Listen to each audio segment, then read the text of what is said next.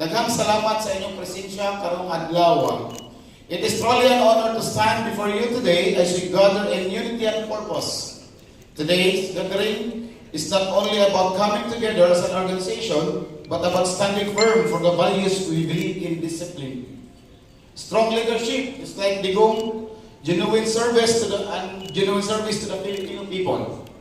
The Cebu Alliance for Duterte was formed because many of us believe in the leadership and vision of Digong Duterte, a leader who showed courage in making difficult decisions for safety and order of our country. Nakita may gini ninyo. So una ato mga anak, mga batanon, bigyan ito pasuruyon until 3 p.m. Until 3 a.m. Pero karon ako mga anak, dahil ko na, dinagin ako pasuruyon. Bisag sobrang sa 20, dapat 11, 10 p.m. uli na sa balay, kaya dili na safe ang dalan karon. Nawala na ang Duterte. Di ba? Mga na nakadiferensya karon sa una. Mga na ato nagkikibalik ang mga Duterte karon 2028. Bisag kinsa sa mga Duterte mo dagat pa kasi sige ato sa kailangan. Thank you. And today we recognize the leadership and dedication of Sara Duterte. Nakita ninyo ang leadership ng Sara Duterte, maayo kag magadagan niyo siya, di siya may pitch. Ato mabuhat ito ni pag-ampo rin. Hindi naman kaya ni ato Regine para sa mag-rally nito sa hapit so bagas mga polis. Salamat at Regine para sa imong courage sa sige-rally dito sa Manila, Atty. Regine, ha? Ang liderato nila nanghatag yun nato og inspirasyon natong mga Pilipinon na dapat matindog, magtinabangay ug mag-alagad sa nasod.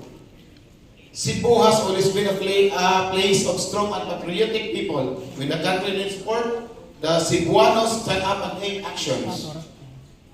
That is why this alliance continues to grow, because it is built on dedication of volunteers, community leaders, and ordinary citizens who believe in better Philippines. Mana ka mo? Di ba?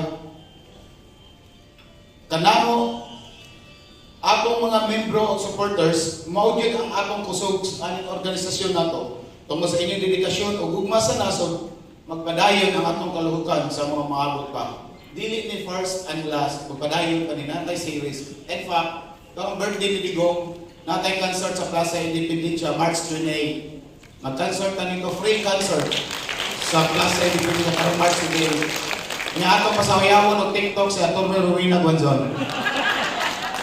TikTok. Oh, see? Wala mo senador. Karon sa senador sa mata sa senador. Oh. As your presiding sermon today, I encourage everyone to continue working together and with unity, discipline, and commitment. Let us reach more communities, inspire more Filipinos, and continue promoting leadership that puts the people and nations first. Dapat unahon din nato ang nasod, dili unahon nato ang bulsa. Nasod dili nato unahon. Dili pareha sa liderato karon giuna nila ilang bulsa, gitandahan na nila ang mga Pilipino. So dili maayo. Di ba? Padayon ta sa pagbarog alas sa kalikon, malinawon ang nagkayusang Pilipinas. Daghang salamat sa inyong pagsuporta ug pag-alagad. Padayon ang serbisyo, padayon ang pagkakaisa. Mabuhay si Rodrigo Duterte! Mabuhay! Mabuhay si Sara Duterte! Mabuhay! Mabuhay ang Cebu! Mabuhay! Mabuhay ang Pilipinas! Mabuhay! Mabuhay ang Tagmayutin! Thank you.